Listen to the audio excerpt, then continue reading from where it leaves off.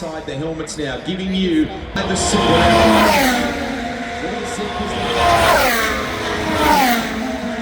in those micro sectors that Verstappen's that's counter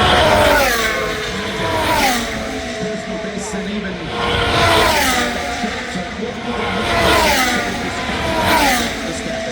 can't see it going anywhere. Russell, who's showing some interesting. Let's focus on him. Goes from P6 as a checkered flag flies, and he moves up to P2. And he from Lando Norris. Now let's look at George Russell from 8 to 4. Second away from Lando Norris. It is McLaren, Red Bull, Mercedes, Ferrari in the top 4.